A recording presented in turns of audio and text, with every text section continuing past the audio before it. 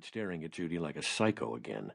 He leans back so that the amber light spilling out of the Radish Saloon's tiny lampshades turns him the same color as his beer. You see the same future I do. Like she's passed some kind of test. You didn't know what I was going to say in advance, Judy says. It doesn't work like that, not for me anyway. Remembering the future is just like remembering the past. I don't have perfect recall. I don't hang on to every detail. The transition from short-term memory to long-term memory is not always graceful. I guess it's like memory for me, too, Judy says. Doug feels an unfamiliar sensation, and he realizes after a while it's comfort. He's never felt this at home with another human being, especially after such a short time. Doug is accustomed to meeting people and knowing bits and pieces of their futures from stuff he'll learn later. Or if Doug meets you and doesn't know anything about your future, that means he'll never give a crap about you at any point down the line. This makes for awkward social interactions either way. They get another round of drinks. Doug gets the same beer again, and Judy gets a red concoction called a Bloody Mutiny. So, there's one thing I don't get, Doug says.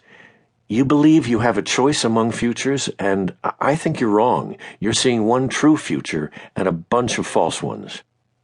You're probably going to spend the next 6 months trying to convince yourself of that, Judy says. So, why are you dating me at all if you get to choose? You know how it'll turn out. For that matter, why aren't you rich and famous? Why not pick a future where you win the lottery or become a star? Doug works in tech support in a poorly ventilated sub-basement of a tech company in Providence, Rhode Island, that he knows will go out of business in a couple of years.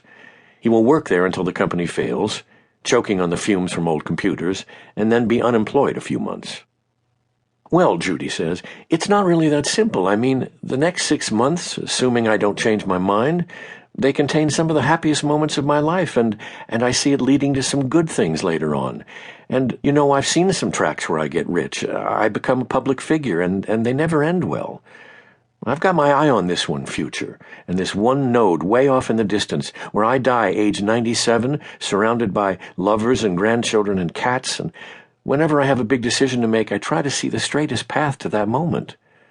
So, I'm a stepping stone, Doug says, not at all bitterly. He's somehow finished his second beer already, even though Judy's barely made a dent in her Bloody Mutiny. You're maybe going to take this journey with me for a spell, Judy says. People aren't stones. And then Doug has to catch the last train back to Providence, and Judy has to bike home to Somerville. Marva, her roommate, has made popcorn and hot chocolate and wants to know the whole story. It was nice, Judy says. He was a lot cuter in person than I'd remembered, which is really nice. And he's tall.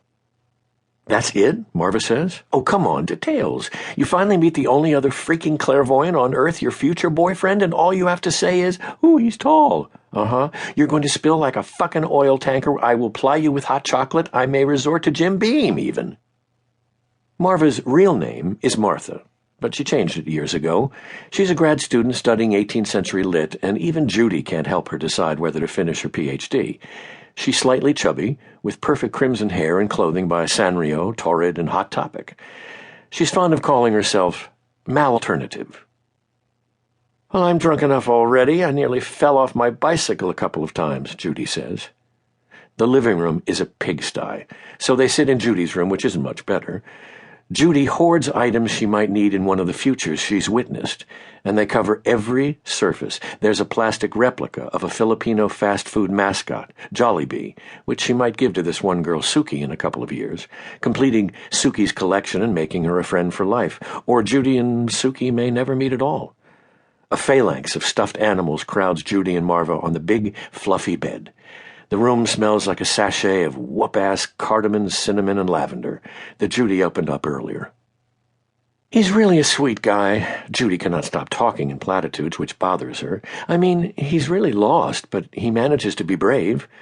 I can't imagine what it would be like to feel like you have no free will at all. Marva doesn't point out the obvious thing, that Judy only sees choices for herself, not anybody else. Suppose a guy named Rocky asks Marva out on a date, and Judy sees a future in which Marva complains afterwards that their date was the worst evening of her life. In that case, there are two futures. One in which Judy tells Marva what she sees, and one in which she doesn't. Marva will go on the miserable date with Rocky unless Judy tells her what she knows. On the plus side, in 15